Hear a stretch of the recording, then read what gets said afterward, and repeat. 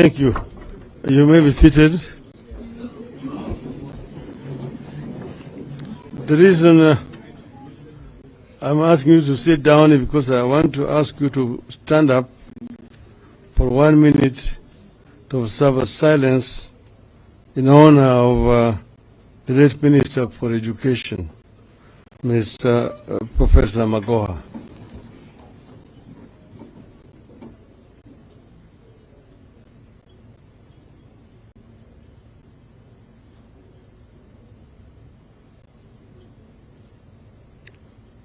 Thank you.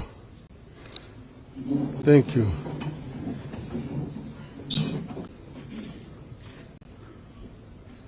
Wajumbe wa Azimio, hamjambo? Hamjambo tena? Azimio? Azimio? Azimio? Asanteni sana. I am very delighted to have opportunity to talk to our members of parliament at this moment in time. Now, I have some notes which I put together that I want to refer to first, and then after that I'm going to talk to you from my heart. But I was saying here that we meet at a strange time in the country. It's also a trying time. At the start of this regime, we did not only warn about its illegitimacy, we also warned that there's real risk of the country going back to the old order. The old gains we have made over the years completely rolled back. It has come too soon. Kenya is clearly on the path to the past. So when people talk of crisis, the crisis is not in Azimio or in this meeting. The crisis is out there with the legitimate Kenya Kwanza regime and the heavy yoke the regime is putting on the people of Kenya. We are therefore to consolidate our resolve to fight for the people of Kenya. We have a choice that we have to make going into the coming weeks and months. On the one hand, we are told elections are over and we should accept the outcome and move on.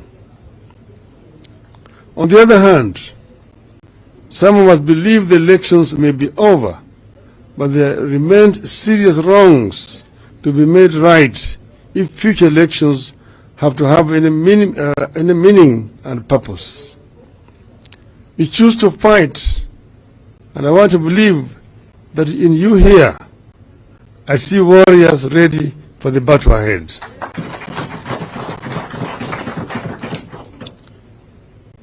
There are many freedoms we have to fight for on behalf of Kenyans. Today, I want to interest you in just two.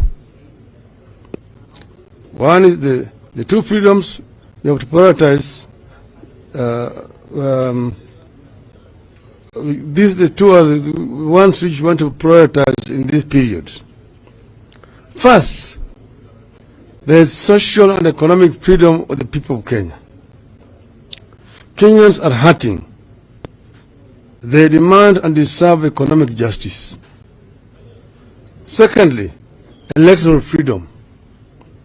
The electoral justice that will ensure the votes the people of Kenya cast during elections are counted and are respected. We believe that social and economic justice goes hand in hand with the struggle for electoral justice. They care about statistics. How much money has been collected in taxes? How much loan the people have taken? The percentage at which the economy is growing. Illegitimate regimes don't realize that behind those statistics, there are real human beings bearing a yoke they do not deserve and cannot survive. That is where we are today with Kenya Kwanza. It is about statistics, not the people.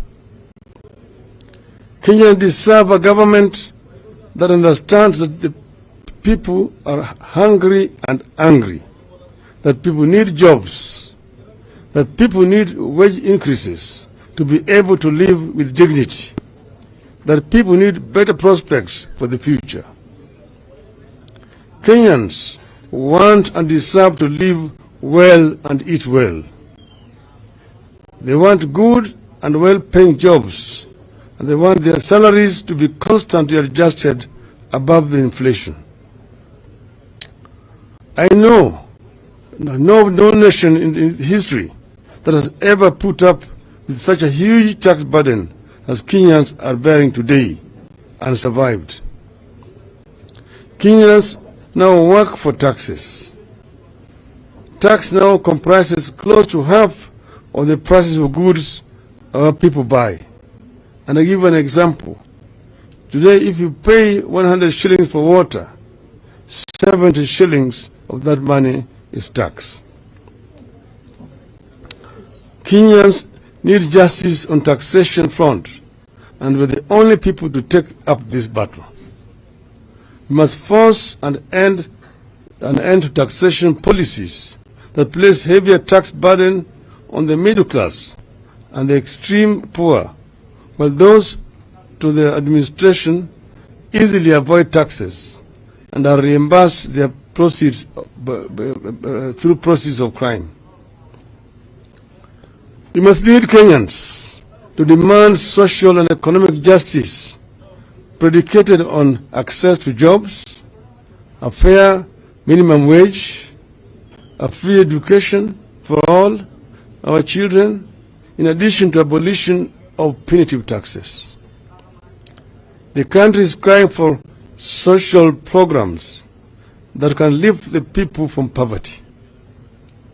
We cannot accept as normal that millions of our people have nothing to eat and that their poverty is being weaponized and politicized to give legitimacy to a rudderless and illegitimate regime.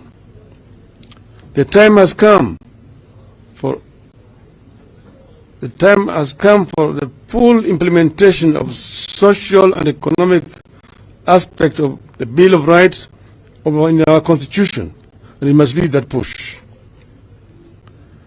Kenyans deserve some guaranteed minimum income during these tough times. The social protection programs, which guarantee a basic monthly income, must be reinstated and expanded. In our push for social and economic justice for the people of Kenya, we must also strongly oppose plans to sell off state-run parastatals and ensure these entities serve the public good rather than lining the pockets of individuals in government. With regard to electoral justice, we must return this country to the ideal that the government is beholden to the people, that it has no other source of power except the people. The people express their preferences through the ballot, and that the preferences made at the ballot must be respected. As I have said before, Kenya has become a laboratory for bad election practices that others borrow around the continent. An organized elite keen to protect narrow selfish interests has forged strategic alliances and captured strategic systems and institutions with the sole purpose of subverting the substance of elections. As a result, the majority is at the mercy of the minority with regard to free, fair, transparent, and credible elections. People wake up at dawn, stand in long queues to cast their ballots, but they end up with the results that indicate their votes were not counted and did not count. Economic and electoral justice must be seen to be intertwined. You must pursue them with the resolve, the courage, the sense of urgency, and the faith that they deserve, and we must do it now. Soon it will be too late. I'll finish those notes.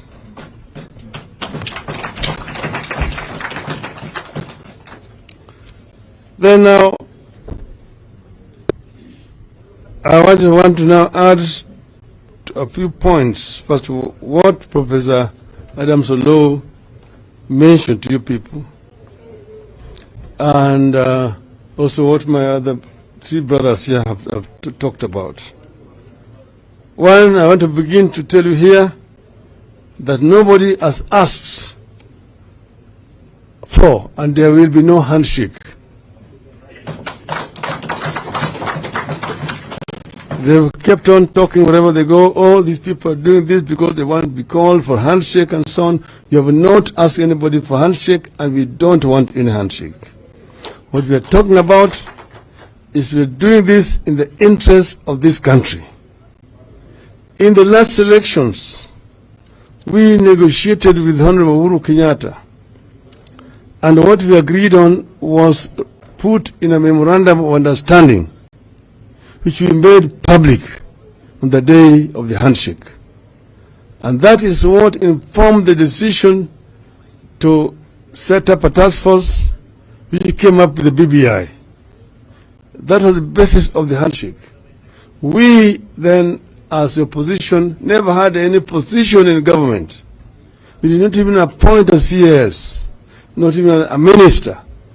So there's been a propaganda which has been spread by this team of Kenya Kwisha that we were responsible for the problems within Jubilee government. We never had a say in the Jubilee government. We never had anybody appointed even as a head of parastatal in the Jubilee government.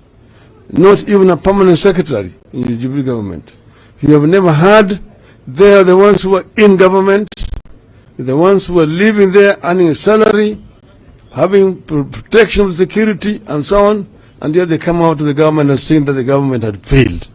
If it failed, they were part and parcel of that failure, not us. Now, those who have spoken before have given you historical background to political development in our country from independence to where we are. We had a multi-party system at independence. We had KANU and KADU and APP. Eventually, KADU and APP dissolved and joined KANU. They all joined KANU without having to go for any by-elections. They just walked across the aisle from one side to the other side. But later on, when there was now internal contradictions within KANU, then they came up with a constitution amendment that required that if you left the party that sponsored you into parliament and you resign from that party, then you have to go back for a by-election, a re-election, to seek the mandate. That existed at the period when they had the KPU. Then, after KPU was banned, we had now a de facto one-party state, de facto, from 1969 to 1982, when they came up with another amendment that made the country now a de jure single party. Now you either are a member of just KANU, that's the only when you can be elected. And if you were suspended or expelled from the party, you automatically lost your parliamentary seat. And by-election was held in your constituency. That went on until we put pressure for repeal of Section 2A and allowing for formation of other political parties, which we achieved in 1991. After that, we had the first multi-party elections in 1992. And then we went into parliament.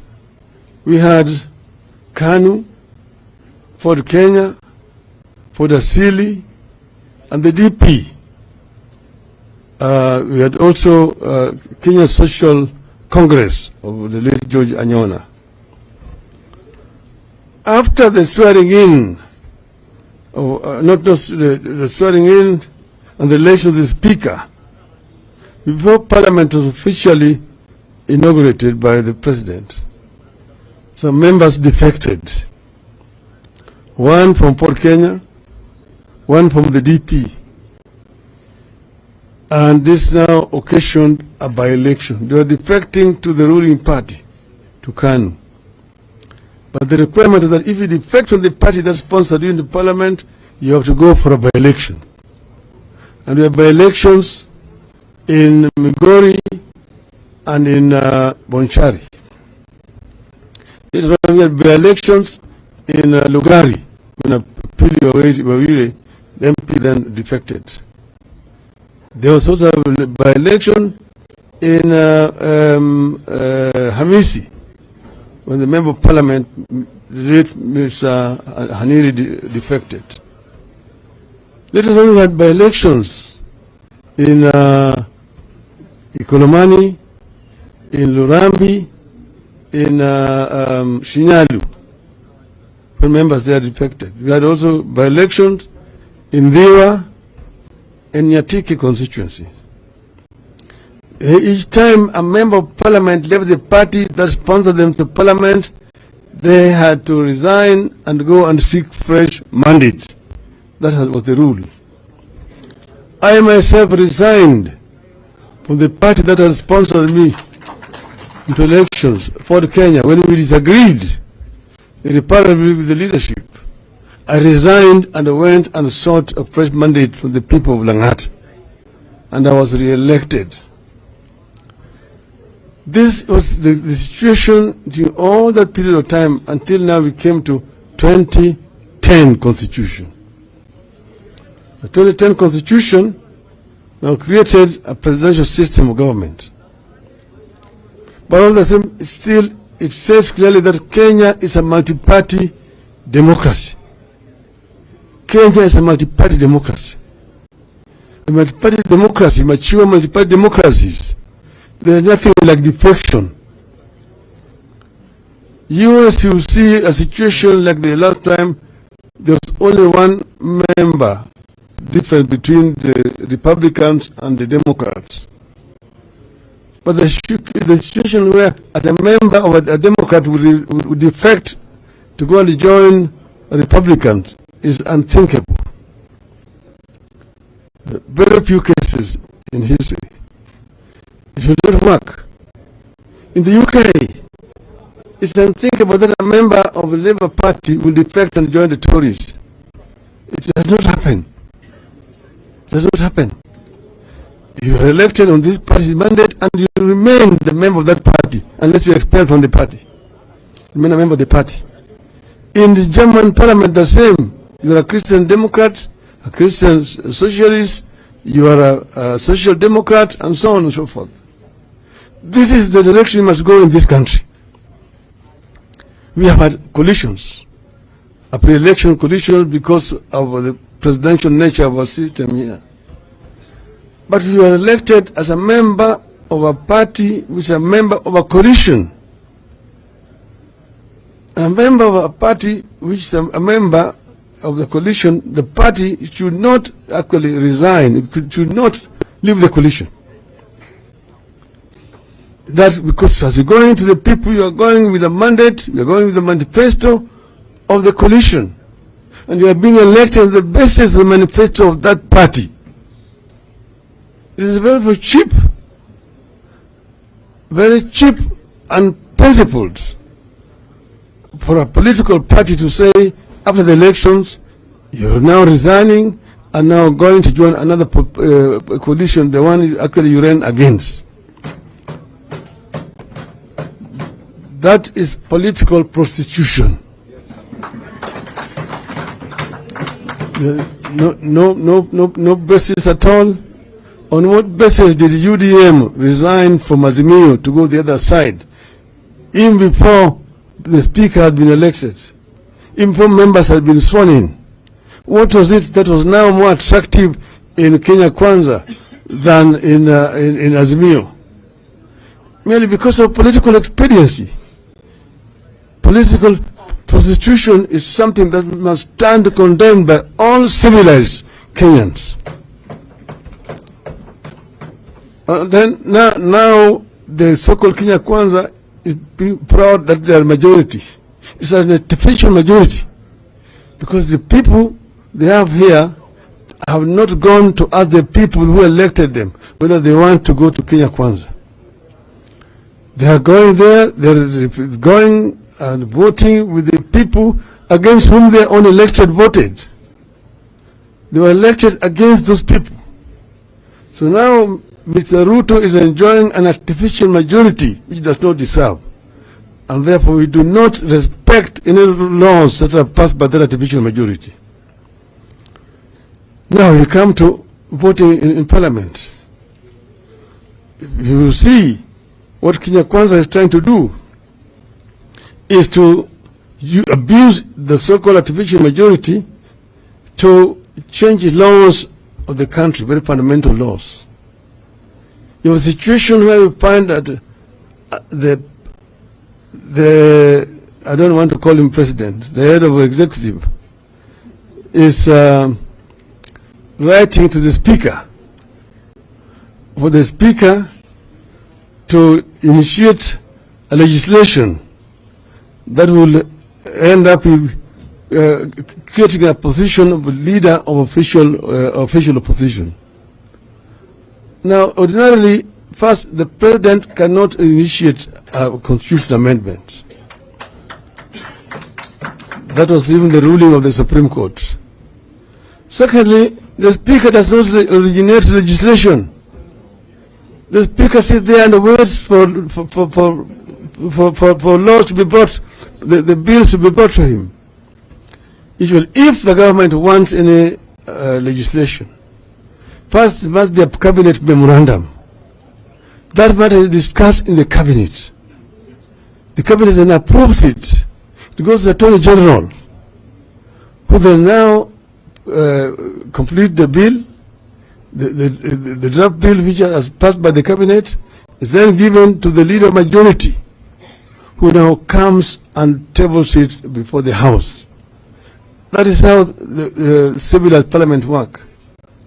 So this law, which is supposed to be initiated by the president through the speaker, is null ab initio, null and void, and should not be accepted by parliament. And our advice is that our members of parliament should not accept to deliberate the legislation. The other one is saying that these members who have defected from Azimio coalition need to resign their positions and go. Then secondly, you see a new dangerous phenomenon developing, that members of parliament are approaching the executive supposedly for development in their constituencies. Under our current constitutional dispensation, the resources are being actually allocated by parliament. Parliament is the one that the executive comes with a budget proposal to parliament.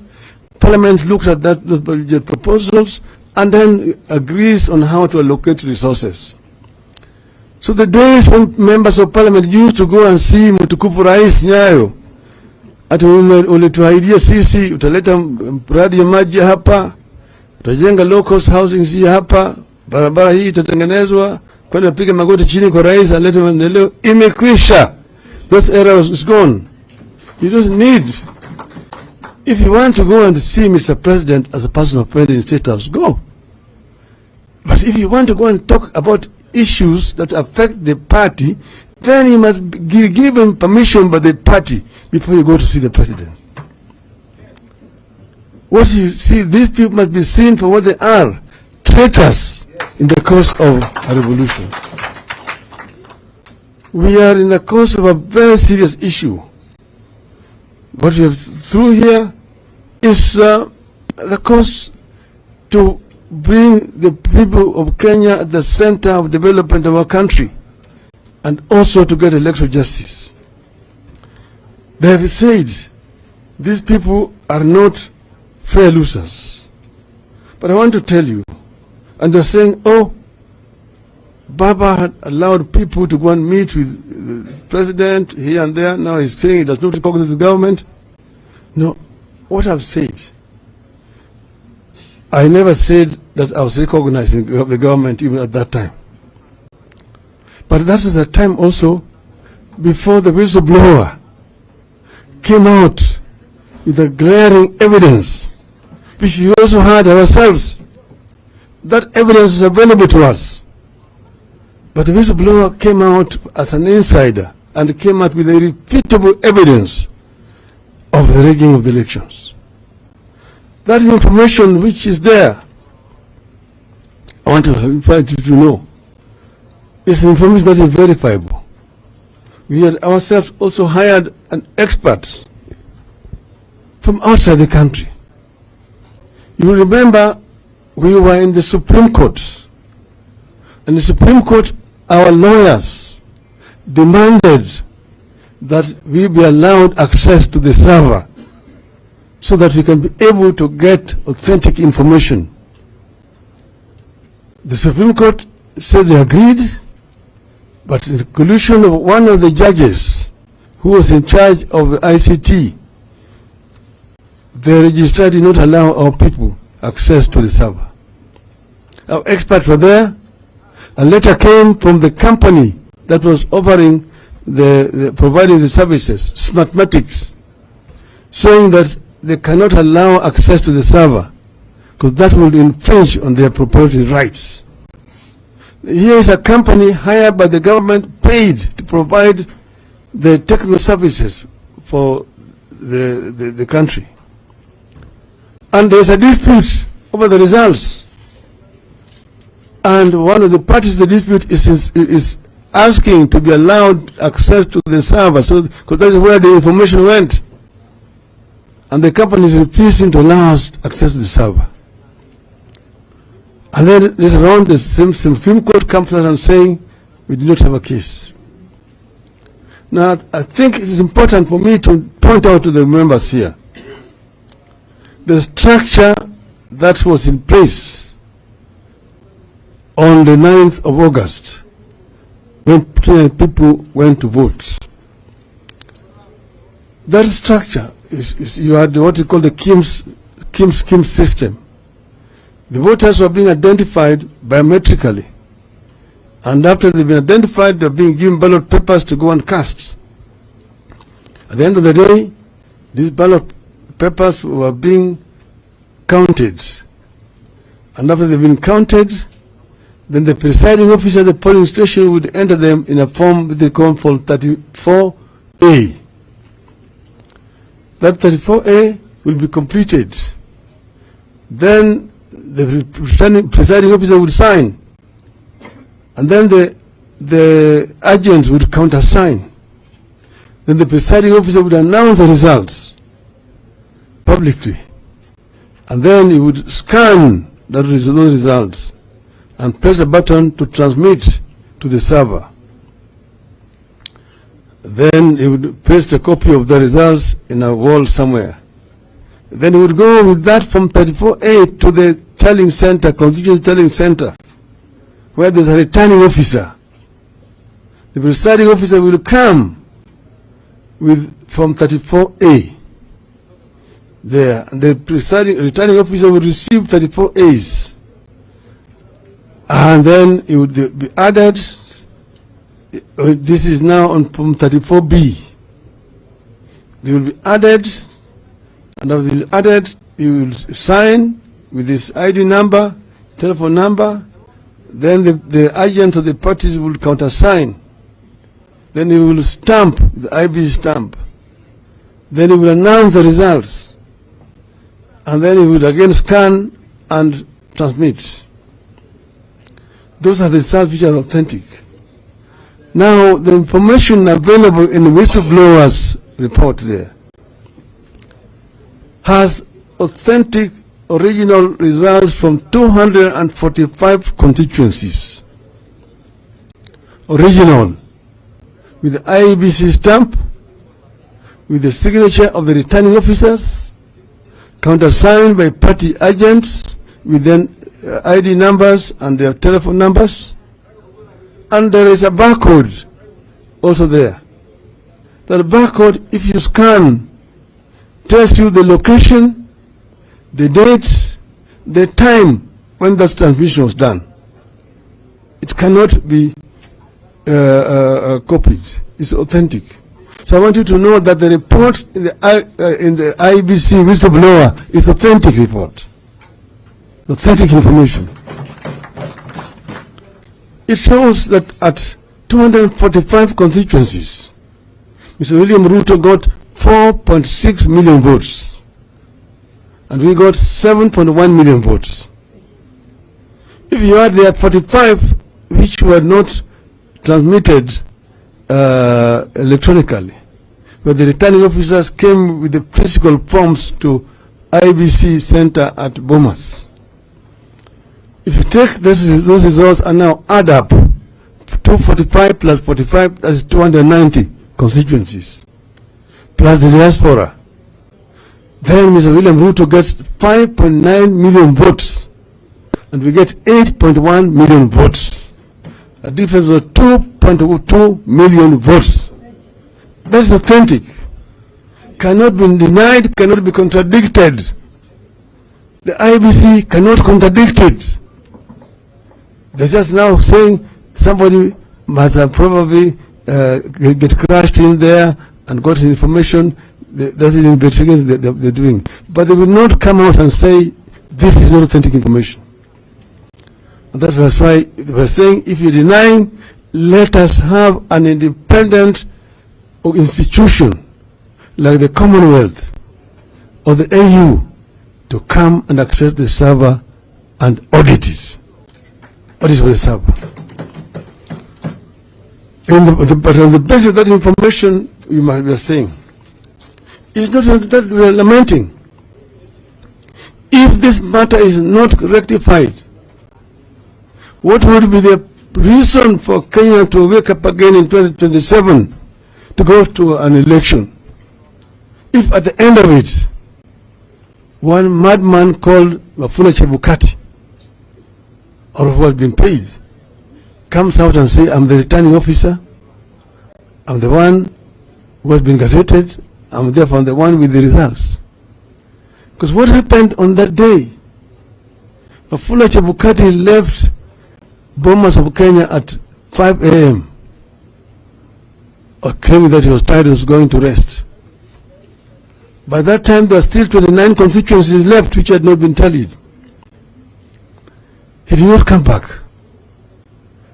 By the time he came back at 2 o'clock, he called these commissioners and says that he has got the final results. They asked him, where did you get the results? We have been waiting for you here. Oh, my staff have already tabulated. They say, but how can we cannot be part of it because we are still waiting to tally the other constituencies. He says, no, I'm the returning officer. Now the returning officer is going with the two other commissioners to make an announcement. Now you have a commission of 7 members. That commission could not be 6 members. It cannot be 2 members. It cannot be 4. It cannot be 8. It cannot be 10. It has been an odd number. That's why there were 7. There could be 9. Now, 4 out of 7, majority say no. 3 say yes. And this is upheld by the Supreme Court. Something must be seriously wrong with our nation here today. Because you need to go with the majority opinion. There was a dispute over the results which were announced by Mr. Wafula Chebukati. So we are saying that these matters must be corrected. These matters must be corrected before Kenyans can even think of going for an election. And we are saying that this regime is an illegitimate regime. And that's why I've said, this is the time for politics. You will be told the time for politics is over. Now it's time for development. I believe I'm addressing a team of politicians. If there's a time for politics is over, there's no job for members of parliament.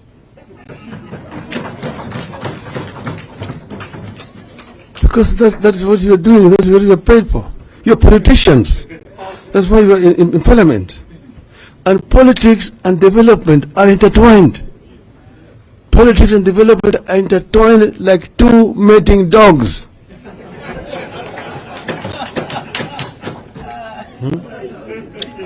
Someshikana.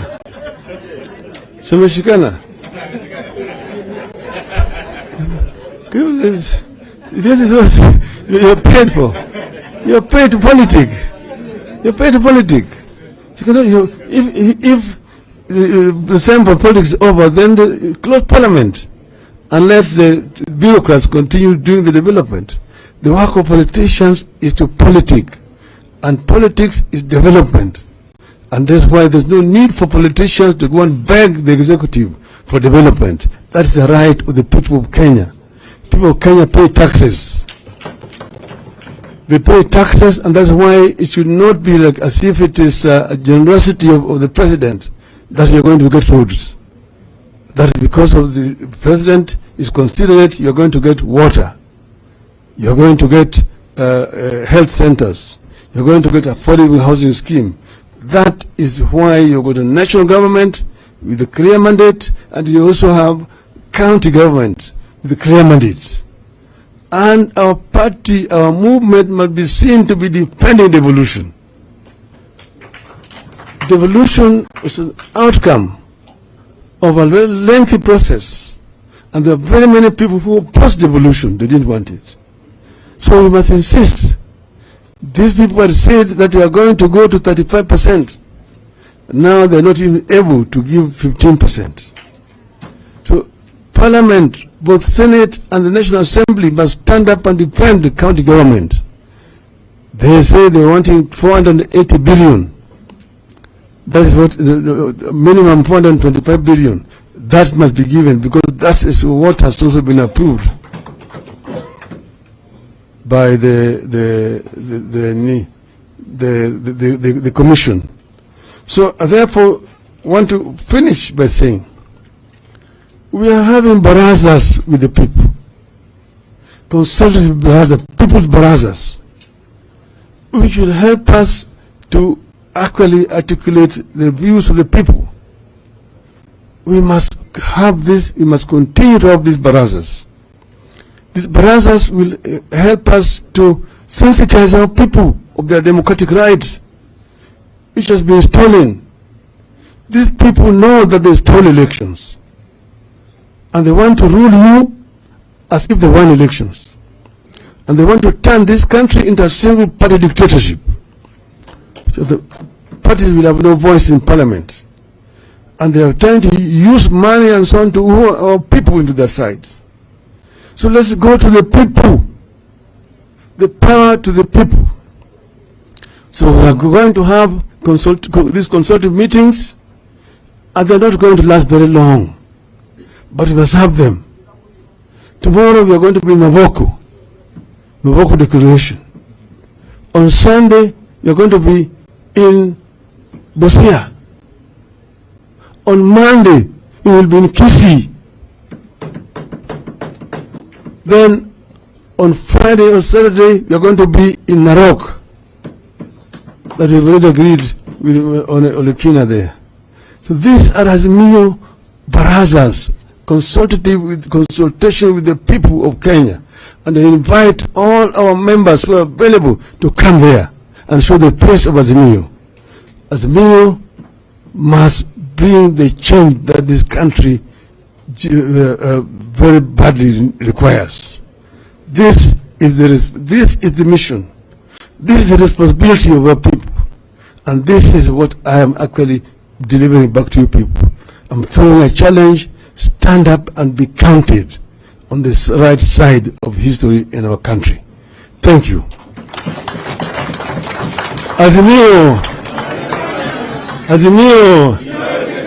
Azimio. Azimio.